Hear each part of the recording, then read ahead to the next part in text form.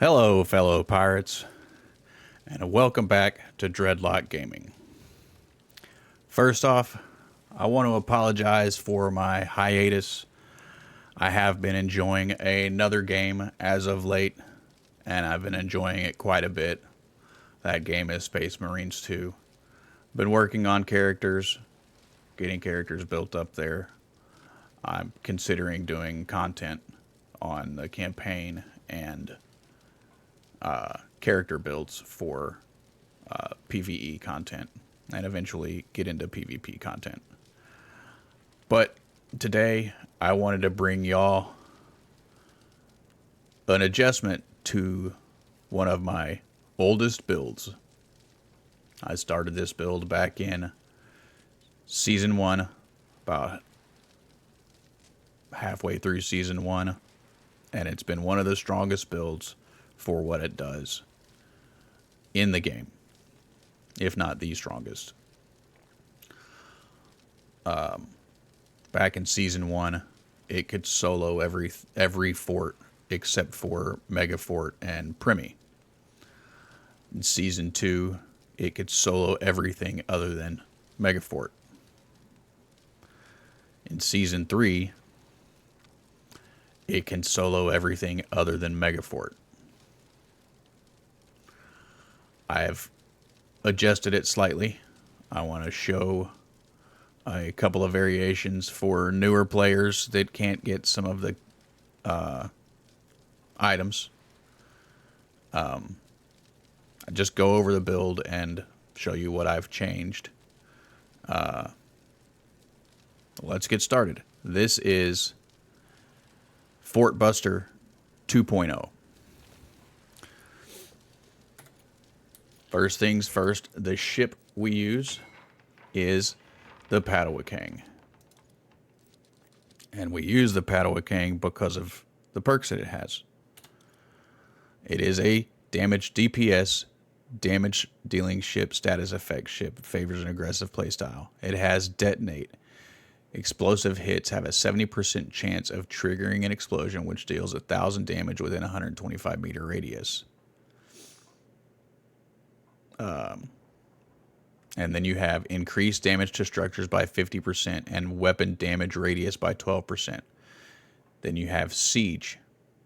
At half sails or anchored, increases weapon damage by 20% and decreases reload time by 15% of explosive weapons.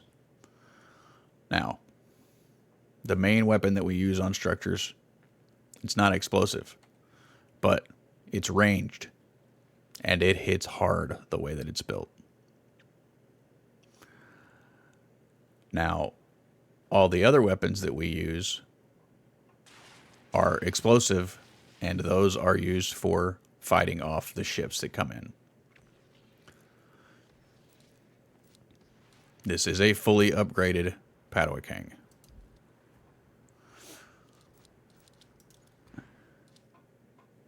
Now, the weapons that we are using now, and if you don't have access to all of them, I will tell you variations that you could put on there. The new structure weapon is the Bane of 10 Suns. It does not hit as hard as the Twin Winch Ballista, but the Bane of 10 Suns Ballista fires faster for maybe a 10 to 15% reduced damage per hit. So in turn, you are doing more DPS with the Bane of 10 Suns. Plus, an advantage to it is you also don't have as longer range. 900 meters. You might be able to get a little bit more out of it. An advantage it has is it shoots very flat. It does not have the drop off like the Twin Winch does. It is very flat shooting. So aiming is more accurate. You don't have to aim above as much. If you use it to put to mark enemy ship coming in, you do have the ability to shoot through ships and hit other ships that are behind if you have multiple ships coming in. So, slightly less damage, slightly less range, faster damage output though. So in turn, you are doing more damage. And we're still using Dardanelles the rest of the way around, and the Leopold 3. Now, you could throw Crouching Tiger on there if you wanted to reduce damage that ships that are coming in do. I don't have another one that's not on a ship right now, but Crouching Tiger wouldn't be bad. If you don't have a Crouching Tiger, Leopold 3 is what I would suggest. If you do not have the Dardanelles, I would suggest Fire Bombards, because there is a fire perk and the explosive perk on the Padang, and let me show you that. With the detonate, target ship is ablaze. An additional explosion will trigger at 100% chance per explosive hit. So, if you're using fire bombards, you can do additional damage to ships coming in. And in turn, it could possibly be a higher damage than the Dardanelles, but you're not going to see that big burst damage like you do with the Dardanelles. And you have to have a couple of things come into play. The target has to be ablaze to get that extra trigger off, damage trigger. If they aren't ablaze, then you're going to hit for less than you do with the Dardanelles. I just prefer the Dardanelles. I've been using them for so long, since Season 1, that I've gotten very good at them. Now, the armor we're using is the Buccaneers Oath. And the reason we use the Buccaneers Oath is for its perk, the Blood and Gold. Destroying a target confers Blood and Gold status on your ship, which increases weapon damage and armor by 25% for 30 seconds. So, whenever you destroy a target, ship, or structure, you get that Blood and Gold perk, which is 25% more damage from your Bane of the Sun. Is it Bane of the 10 Suns? I can't remember. Bane of 10 Suns. 25% more damage to that. 25% more damage to Dardanelles. 25% more damage to your auxiliary. That's a lot of damage output. So,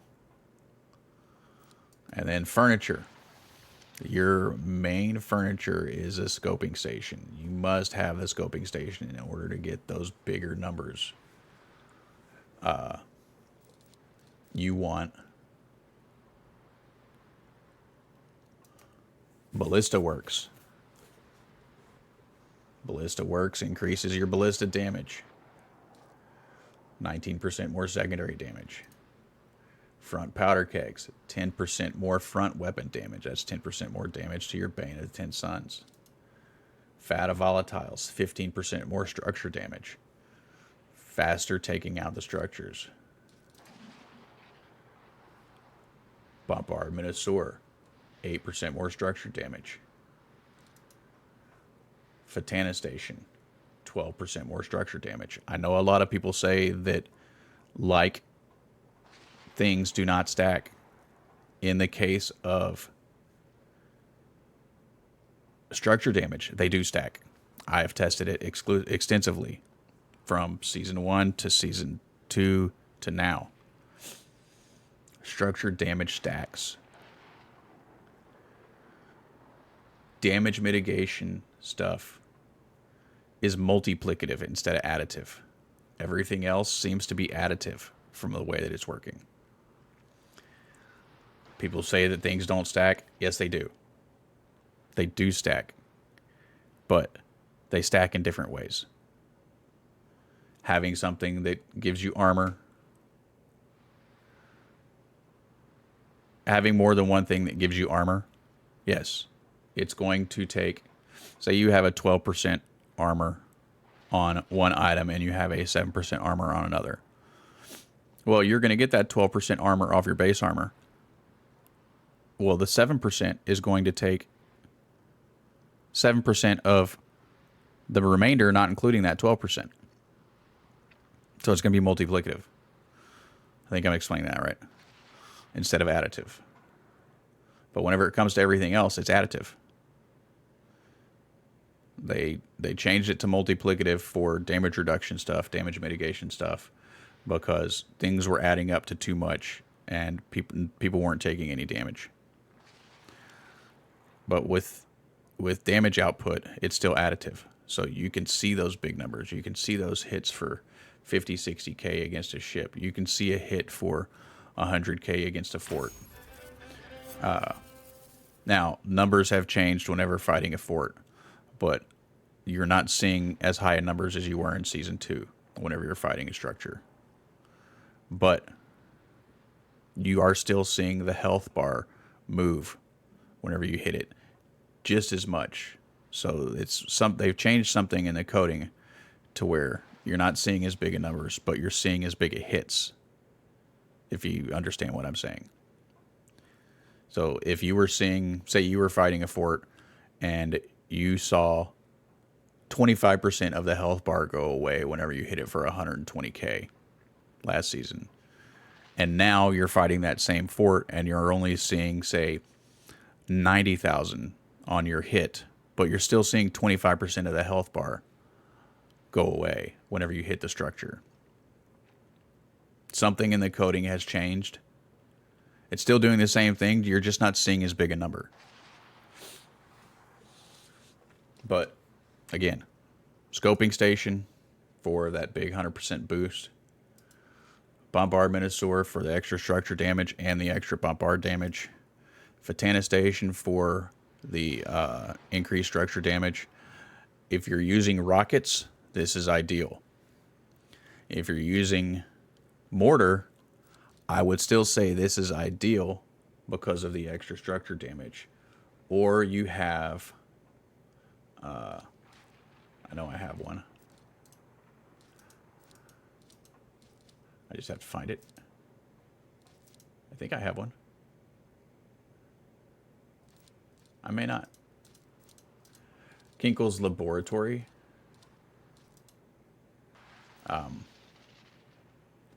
Kinkle's Laboratory does mortar. It increases mortar damage, it increases mortar radius, and it increases structure damage. But the thing is it's only 5% structure damage. So if you're looking to max out your structure damage, then your Fatana Station is better. If you're looking for a little bit more damage with the mortar, so to use against ships, and you're willing to give up a little bit of structure damage, then the Kinkle's Laboratory is going to be a little bit better.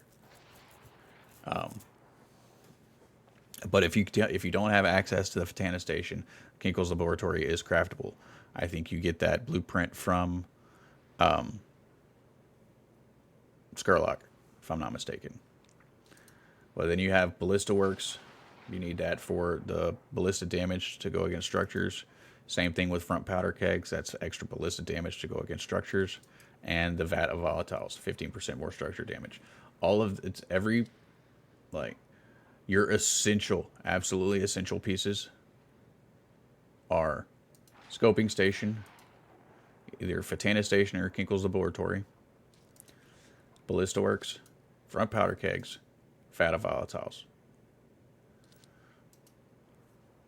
I would say Ballista Works, Bombard Minosaur is essential too. All of them are essential because all of them have to do with structure damage and your ballista damage and your bombard damage.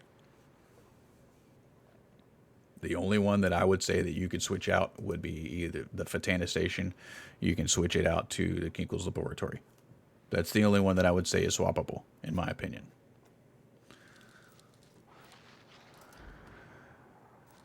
That is the Fort Buster 2.0. I have taken it out and tried it. I do think it is a little bit better than with a twin winch. Give it a try. Let me know what you think. I wouldn't say that shooting with the Bane of 10 Suns is twice as fast, but I'd say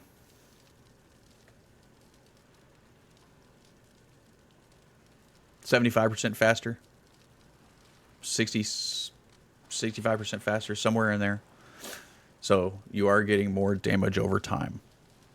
Or, sorry, DPS with the new Bane of the Ten Suns.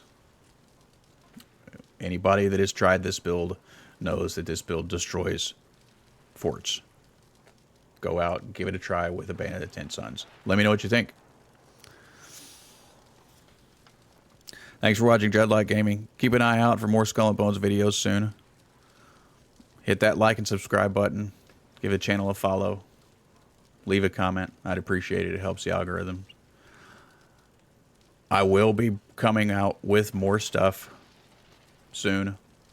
I am kind of splitting my focus between 2 games right now. Trying to pick stuff up as more stuff happens in Skull and Bones. Bring y'all more content. I'm just having a lot of fun with Space Marines 2. Also, go check out my friend at Banished Souls Official on YouTube. Come join my Discord. Links will be below. Remember, never give up the ship.